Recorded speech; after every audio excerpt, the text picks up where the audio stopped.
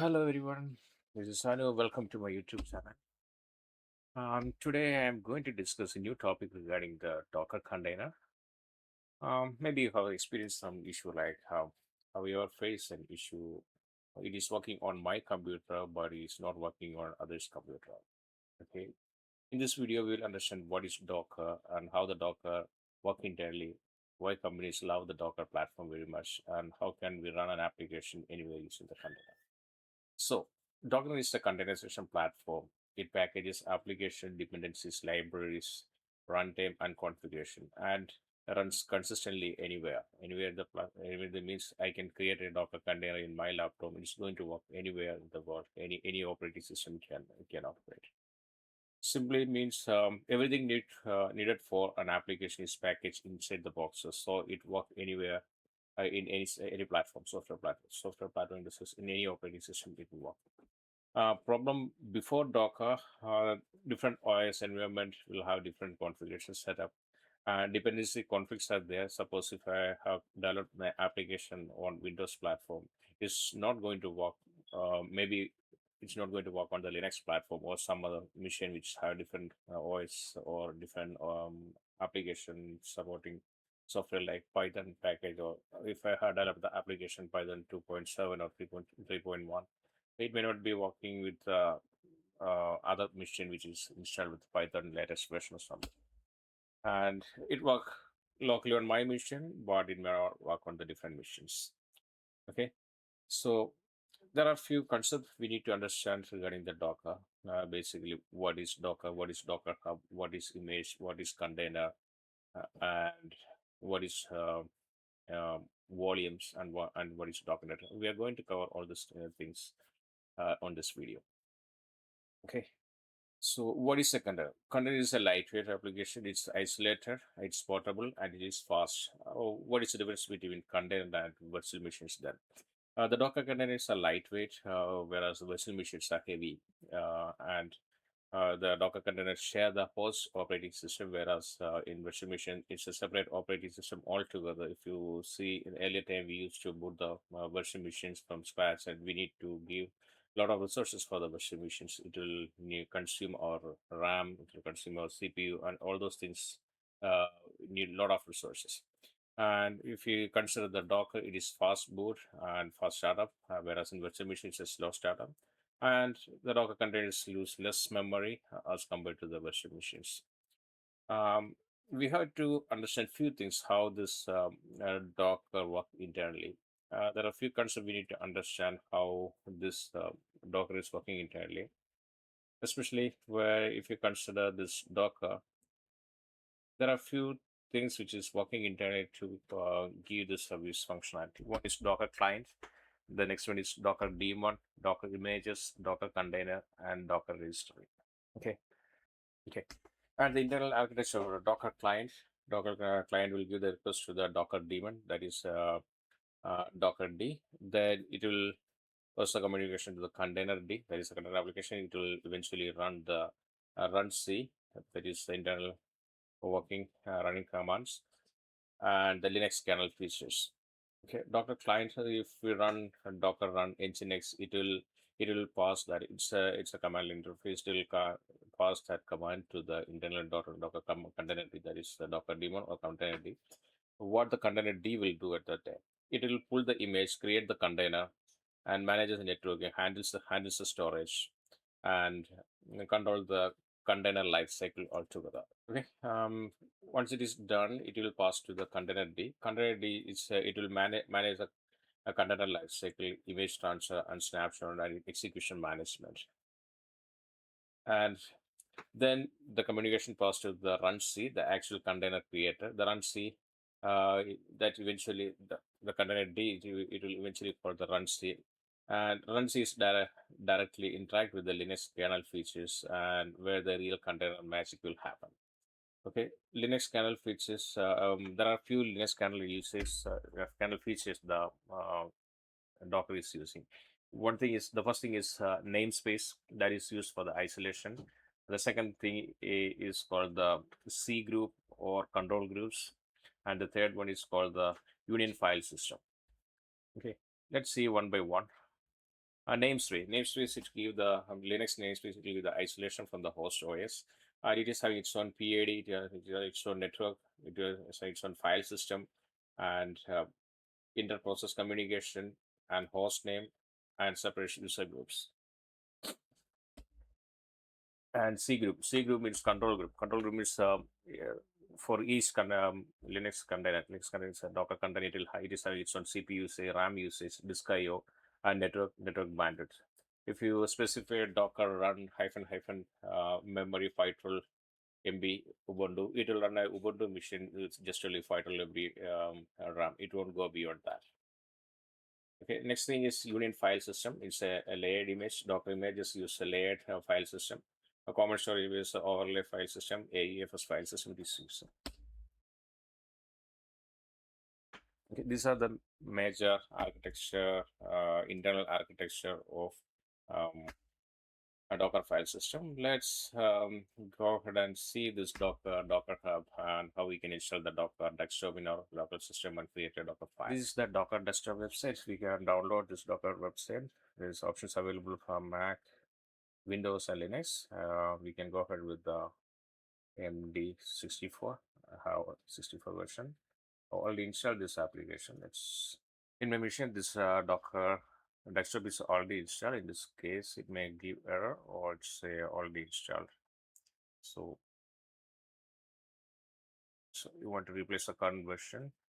No, I don't want to replace the current version. It's already installed. It's a simple application installation process. Just accept the license agreement and go next and repeat it. Just close it. Let's see what is available installed.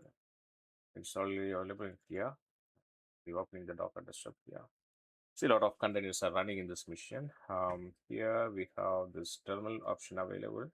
Either we can use this terminal or we can use the normal command line or PowerShell.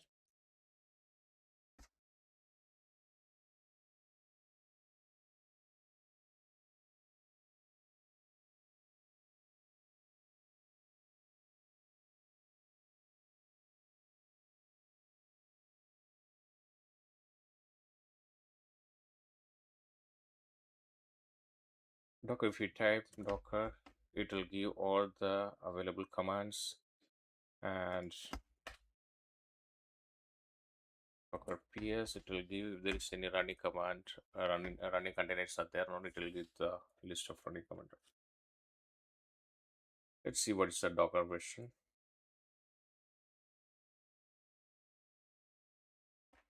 This is the current version. There is a client version running on my machine, and is a Docker server version which is running on my machine.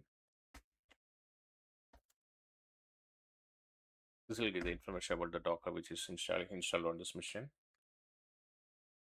Let's run a simple application. Docker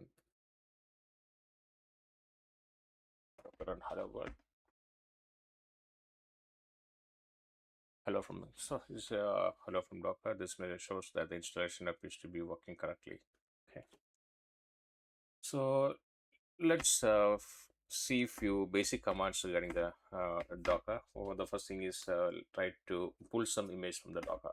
And before going that, there is something called Docker Hub.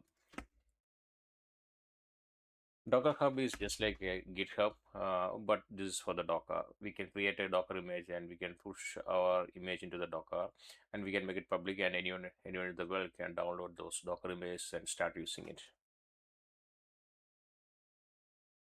This is the Docker Hub. We can sign in. Already have an account. I can use that account to log in. If you don't have an account, just go ahead and create an account. We can push our images to this Docker Hub whenever we need. We can download those images to any system and start working. See, I have few images which I have created long before. And also, if you want this, we can go and explore new images.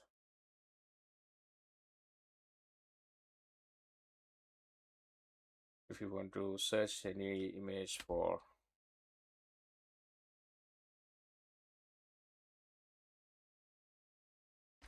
next, let's see how many images will be there.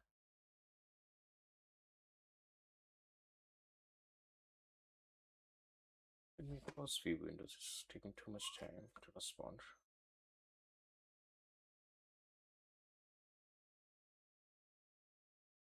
See, for this engineers, we can see 2,85,967 result for the Nginx. Similarly, if you go for Python, you can see 3,17,572 results are available. That these are all the images uploaded by various clients into their repositories. These are open source. We can download them and we can use them. We can try to pull one image and see how it will work. Docker pull. So it will download the latest Nginx package to our local Docker desktop, and we can start using from there.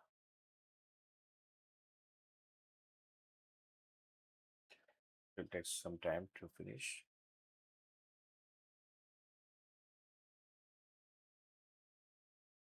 Yes, download complete. Docker images. If you execute this Docker images, it will show all the images available in our system. For me, I am doing a lot of active development so that you can see a lot of images are available.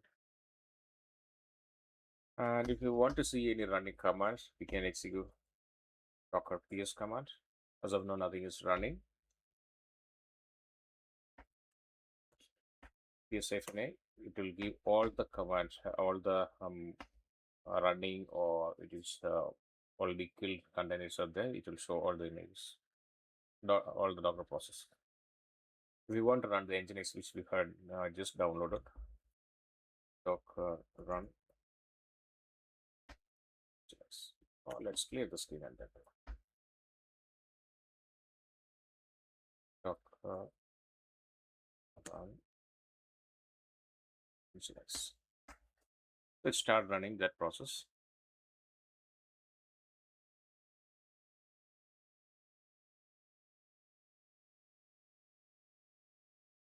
If you see this Docker desktop, we can see install started working. Not this one.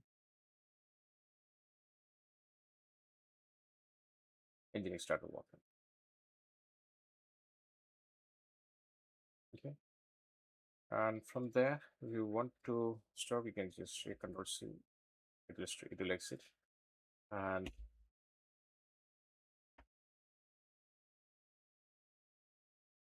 it's running. Let's run Docker run Nginx once again and open a new terminal.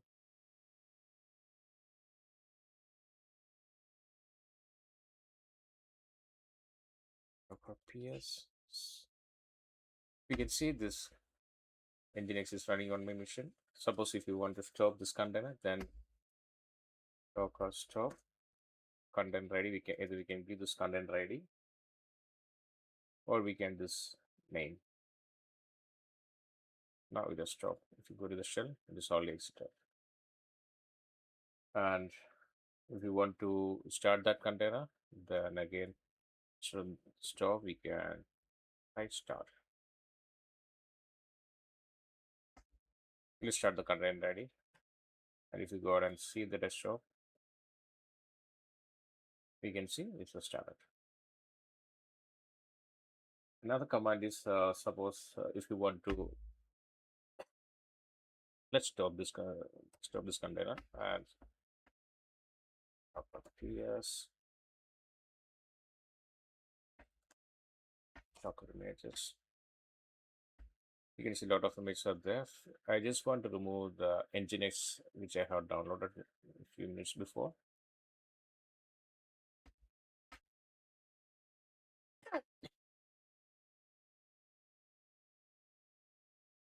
So this is the content ready. I just want to remove this container.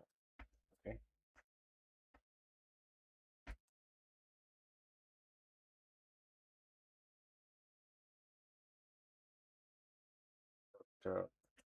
rm content ready.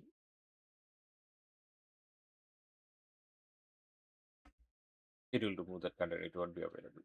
If you want to run this content again, Then again we have to run the run command again. Okay, this is for container running or build container. The image will still will be there, and Docker images. If we execute, we can see the latest images. Nginx is already there. Suppose there are a lot of images are there which I am actively using. I will not be able to go and delete them. Otherwise, if you want to delete any Docker images, you can just execute the command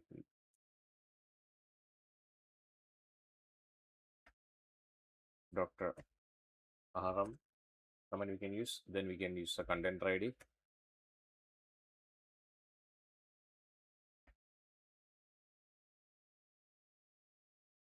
Okay.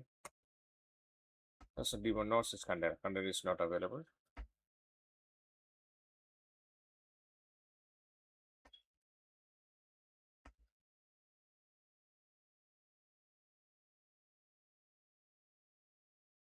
It may not work. It's a Linux command. Let's see whether it will work. No, grep is not working.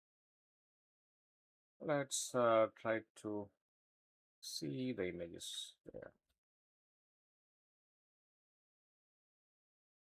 Docker images. Let's see. Video share. There is Nginx.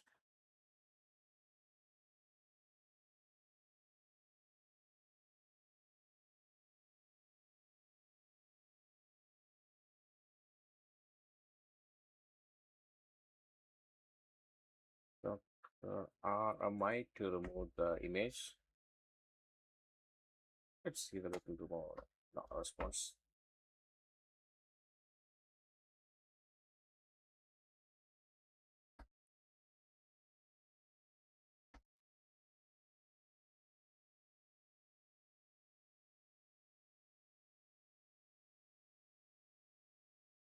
This we have to give this image ID to remove, or either the image name we have to. Let's try to remove this Nginx using this image name.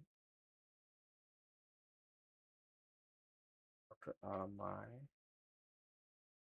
Let's see whether it will remove. Then we'll give it this image ID.